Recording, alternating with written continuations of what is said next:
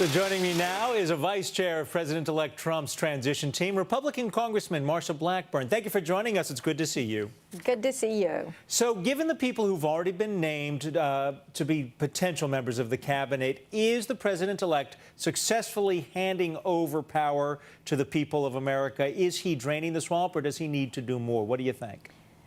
I think he is draining the swamp and that the best is yet to come, because he is continuing to pull forward talent that is going to round out a cabinet. My colleagues in the House are really excited about what you're going to see in the 115th Congress, and we are focused on how we're going to be able to get some of these rules and regulations and laws that have just so stymied. They've really throttled the economy, and they've throttled entrepreneurship and innovation. So this is going to be a really exciting 2017 that we're doing the lead up to. And I tell you, I just love the fact that Mr. Trump is doing a thank you tour, Adam. It is great that he's back out there. I love these speeches. I felt like last night I was listening to pages out of the book, The Power of Positive Thinking, or other writings by Norman Vincent Peale that my mom used to have me read. You know, I had the good fortune to experience some of the Trump rallies, and I remember thinking that it really, the thousands upon thousands of people who were there felt as if they were part of an historic movement. Do you think that the president-elect is unifying those who did not agree with him and making them a part of this movement? Is he successfully reaching out to those who were against him? Yes, he is, and let me tell you why.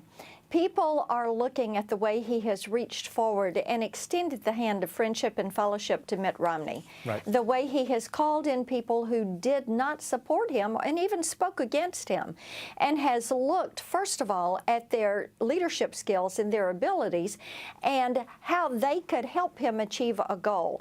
And that is really good role modeling for burying the hatchet and letting bygones be bygones and saying, let's come together for the good of the country.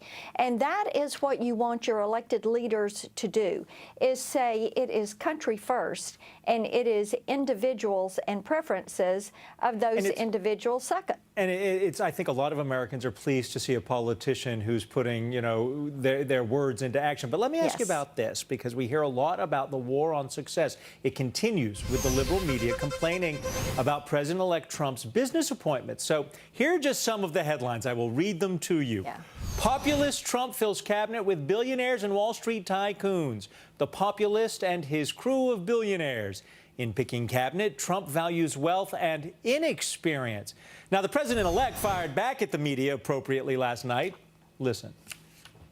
One of the networks said, why, he put on a billionaire at Commerce. Well, that's because this guy knows how to make money, folks. I'd like to put on a guy that failed all his life, but we don't want that, do we? You know, Tim Geithner was hardly in the poorhouse when the Obama administration put him in as Secretary of the Treasury. Don't you want people who are essentially successful and know what they're doing in place? I mean, what's wrong with that?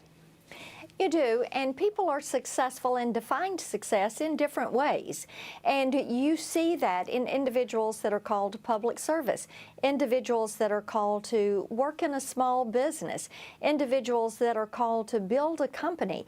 And that is what makes this country so fabulous, is that you have individuals with different strengths, different talents, and they put them to work in order to build their American dream. When did it become a crime to be a billionaire? I think a lot of us would be happy if we could have success that led to that. I don't think we define success by the dollar figure, by our names. But Wilbur Ross, for instance, started out very meek, an impoverished family. He used to work, he worked his way up, did he not?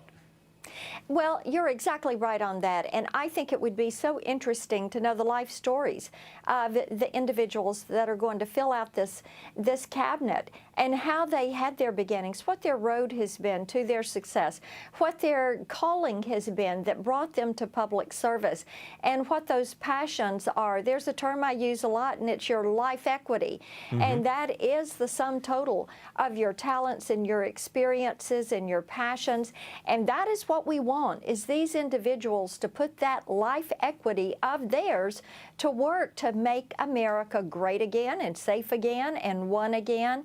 And I have never seen the type of optimism that I am seeing. The emails that I'm getting from people around the country. Well, the momentum, the energy behind the historic movement that we all witnessed during the campaign. That's right. And people that are saying, Ms. Blackburn, you do not know me, but I know you from TV, and I know you're heading this transition with other members of Congress, and I want you to have my resume. If I can help in any way, I want to help.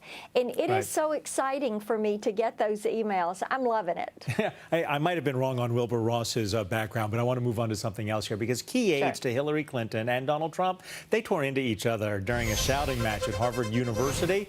We've got the tape. Clinton's aides accused President-elect Trump of winning the election thanks to an appeal to white supremacists. But the Trump campaign manager, Kellyanne Conway, well, she fights back. Listen up.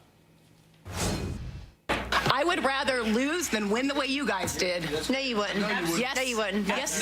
Yes. That's very clear today. No, you wouldn't, respectfully. Do you think I ran a campaign where white supremacists had a platform? You going to look me in the face and tell me that? It did. Kellyanne really? did. And that's how you lost? It did. Do you think you could have just had a decent message for the white working class voters? Do you think this woman who has nothing in common with I'm not saying that's why you won, but that's these the kind of counties campaign we that was flipped run. it over 200? How about it's Hillary Clinton? She doesn't connect with people. How about they have nothing in common with her? Congressman, there is so much we could talk about just from that exchange, but I got to ask you your opinions on the fact that the Clinton aides are blaming, white supremacists for Trump's victory, and there are millions of Americans who are not white supremacists who indeed voted for President-elect Trump.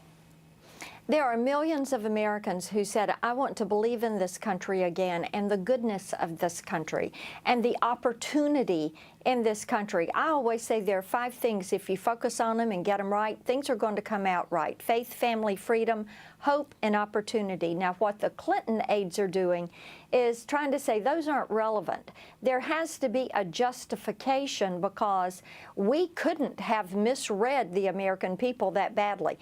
They misread the American people. They made mistakes. Hillary Clinton is not a likable, warm, endearing candidate, and they lost. They need to just get over it. They lost. Well, what about this figure? 1/3 or 209 of the nearly 700 counties that voted in both elections for President Obama flipped their support to President-elect Trump. Now, do you go back and call those people racists or white supremacists? It seems really out of touch. It is out of touch because they misread what people were focused on. They want change. They're tired of a stagnant economy. They are tired of wage stagnation. They are tired of a labor force participation rate that is the lowest it has been, since Jimmy Carter. And they want to believe in what they can do in achieving their version of the American dream, and they see that opportunity, that pathway back to prosperity through what Trump has brought about. The Clinton aides should listen to the song that they played at all of President-elect Trump's rallies. You can't always get what you want, but sometimes you get what you need. Thank you, Representative Marsha Blackburn. Let's have them listen to Taylor Swift. Shake it off. You get the last word. Thank you very much, Congressman. Good to see you. Bye-bye.